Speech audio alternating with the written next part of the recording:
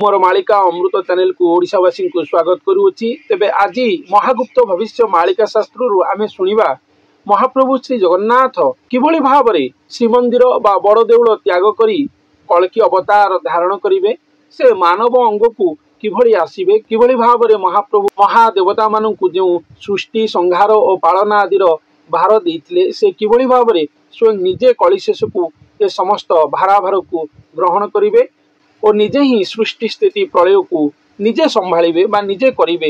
ये समस्त दायित्व को से किभली मानव रूप में नेबे, महाकल्कि अवतार से किभली भाव में हेबे, या उपरे तात्विक महा उपाख्यान वास्तव में कौन उल्लेख रही चलतु एवं शुणा। ब्रह्मा रूपे मु विश्व रचे, शिव रूपे मु रम्य कल्पे, विष्णु रूपे मु समुच्चिन्न, स्थानम रत्न सिंहासन।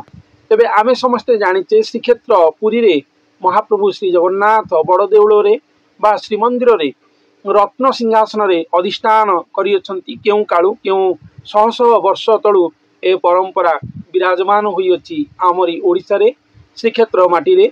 तेणु श्रीक्षेत्र रे श्री महाप्रसाद और श्री घोषजात महाप्रभुंकर विश्वविख्यात अटे, जहाँ 2024 मसीह वर्तमान घटवाक जाऊँगी। आसंता काली ही महाप्रभुंकर घोषजात अटे बा रथयात्रा अटे। तेणु एठी से कथा को महाप्रभु वर्णना करिसेंती, किभली भाव में दारू विग्रह रु नर विग्रह धारण करिवे। भविष्य मालिका शास्त्र काहींकि बारंबार ए विषय रे संकेत देइछि। सतरे कोन महाप्रभु मनुष्य होई कि आसीबे आम समस्तक गहण को, जो दारू विग्रह मुरारी भक्तग्राही जे भावग्राही जहाँकर नाम, जहाँक विषय रे भक्त मानू भक्त मनलोभा कालिया ठाकुर जी स्वयं निजे भक्त मानक पई अनेक किंवदंती महाप्रभु श्री जगन्नाथंकर शास्त्र पुराण रे उल्लेख रही। किंतु एठी एक भिन्न महाभिन्न किंवदंती कथा कह जाइछि, जोटी महाप्रभु निजे ओल्हाई आसीबे मानव अवतार को ओ समस्ते विश्ववासी तांको छामुरे आसी गति मुक्ति मोक्षर मागुणी करिवे और उद्धार हेबे घोर कलिकाल कबलरू ओ भवसागर पारी हे बोली भविष्य मालिका शास्त्र रे आम ओडिशार पंचका माने अति प्रांजल भाव में वर्णना करि जाइछंती, जहाकू आम माने बे पढ़ुचे शुणुचे और तारी उपरे आलोचना ही करुचे।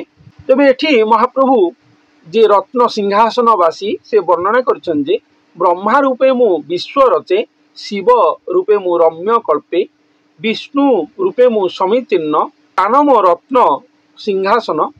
तेणु ब्रह्मा विष्णु महेश्वर ये तीन महादेवता नहीं महाप्रभु निजर सृष्टि स्थिति प्रलय संहार लीला सर्जना लीला और पालन लीला करती। एसबू विषय आम समस्ते जानिछे। दुटी आउ कौन नुआ कथा कहते से विषय शुणा। विहित भविष्य वचन ऋषुत करी अनुमान। तेणु एठी हे सुत ए भविष्य वचन को शुण। एक कथा तो रही किंतु आपर कौन हेब, कृष्ण को होइलेटी रुद्ध अछि मु एथि जोगारूढ़। जुगे जुगे बा ए पृथ्वी आरंभ हेबारु आज जाए सब कृष्ण लीलाखेला चली। कृष्ण कहले प्रभु नारायण जो आसुले मानव अवतार धारण करिकी से आसुले ब्रह्म नारायण और ठाकुरंकर अंश महाकला से ही लीलाखेला करुथिले।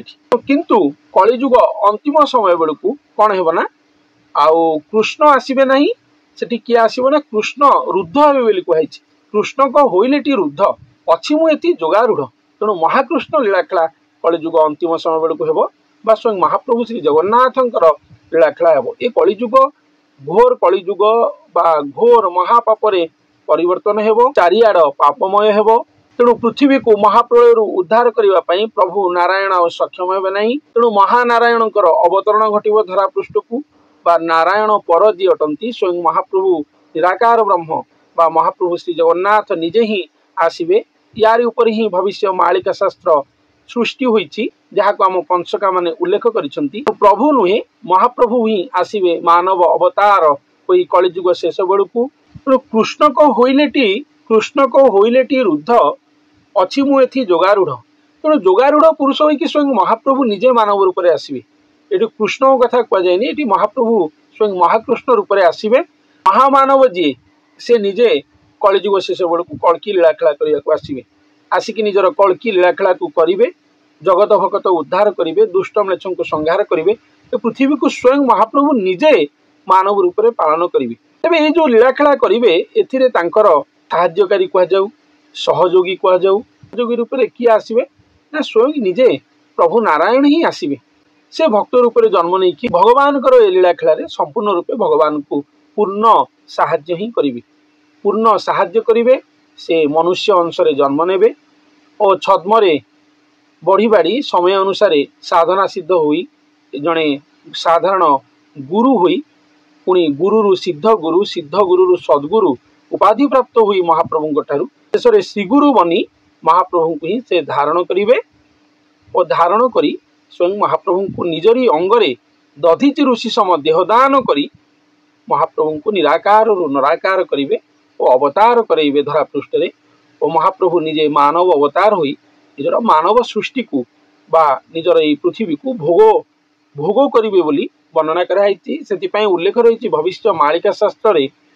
ए रोग नासिबा जोग नहीं भोग करवा यही मही तेणु सी जो पृथ्वी रोगाक्रांत हो जाए मानव समाज जो रोगाक्रांत होती विभु प्रीति विभु भक्ति ये जो लुप्त हो विलुप्त हो जो महाव्याधि ग्रासी मानव सभ्यता को या प्रथम महाप्रभु निराकरण करेंगे यह हूँ मनर रोग मनर व्याधि बा हृदयर व्याधि जहाँ बा आत्मार व्याधि जहाँ मानव समाज को ग्रासी तेणु यही व्याधि मुक्त प्रथमे करेंगे स्वयं महाप्रभु मानव अवतार धारण करी मनुष्य जगत को तापर स्वयं ही ओ विलास करेंगे मनुष्य रूप से सर्व भोगाभोग करेंगे स्वयं निजे शाकाहारी ब्रह्म हो ठाकुर स्वयं निजे मानव रूप से संपूर्ण निरामिषासी बा निरामिष भोजन बा साधा शाकाहारी भोजन ही करेंगे तेणु ठाकुर वैष्णव अवतार है वर्णना कराई जड़े वैष्णव शुद्ध शाकाहारी ही भोजन करे सेपरी महाप्रभु निजे वैष्णव अवतार धारण कर संपूर्ण शुद्ध शाकाहारी भोजन ही करेंगे ये पृथ्वी को संपूर्ण भोगाभोग करेंगे बोली भविष्य मालिका शास्त्र में अति सुंदर भाव में वर्णना ही करा जाइछि। कृष्ण को होइलेटी रुद्ध अच्छी मुझे जोगारूढ़ तो कृष्ण रुद्ध हे कृष्ण लीलाखेला बा कृष्ण गुणगान धरापृष्ठ विलुप्त हेब महाकृष्णकर महागाथा धरापृष्ठ प्रचलन हेब यही कथा ही एठारे वर्णना कराई शंख चक्र दे गदा पद्म घेनिटी एकामो आनंद भगत स्कंधे भगवान खेलई करी निशिदिन तेणु शंख चक्र गदा पद्म धरिकी स्वयं भगवान आसवे सी चतुर्भुज तांकर शंख चक्र गदा पद्म रही हस्तरे कि से मानव आकार धारण करेंगे आ कौटी से खेलिए ना भगत स्कंधे भगवान खेलई करी निशिदिन प्रति क्षण अनुक्षण गोटे क्षण भी विश्राम ना भगत स्कंधे भगवान आसिक लीलाखेला करेंगे यही कथा ये वर्णना कराई तेणु भगत अंगरे आसिक भगवान विहार करेंगे निराकार आसिक नराकार हे भगत देकी भगवान गति हे भगत पादरे ही स्वयं भगवान निजर पाद स्थापिबे और धरापृष्ठ विहार करेंगे स्वयं भगवान पद्मपाद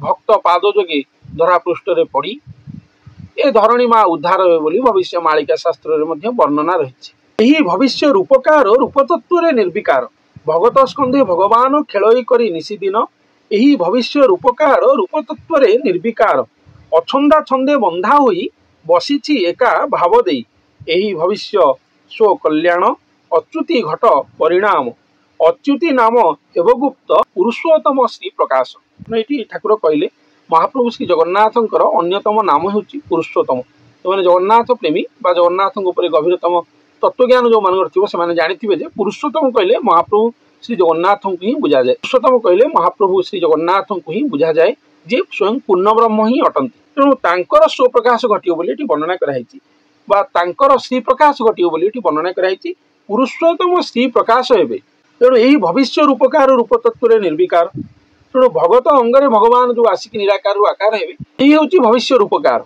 भविष्य भगवान श्री जगन्नाथ महाप्रभुंर रूप कौन से भगत अंगरे आसवे भगत रूप से धारण करेंगे भगत रूपी से हेबे तेणु यह ही भगवान रूपकार बोली भगवान ये वर्णना कर छंदा छंदे बंधा हुई अछंदा ताऊ कहीं छंदी पारे ना अछंदा छंदे बंधा हुई से भाव में छंदी भाव में निजे निज को बांधे तेणु ताऊ कहीं बांधि पारे ना से तेणु ये भाव में मनुष्य अंगरे आसिकी निजक विश्राम देवे जो कथा लिखा अच्छी निजक सी महागुप्त करेंगे ये भाव में से गुप्त करेंगे छंदा छंदे बंधा हुई वर्णना कराई बसी एका भाव दे तेणु से भक्त को भाव दे कि स्वयं भगवान से बसी अहर्निशी लीलाखेला करुवे प्रति क्षण सहित एकात्म होती वर्णना कराई यही भविष्य स्व कल्याण अच्युति घट परिणाम।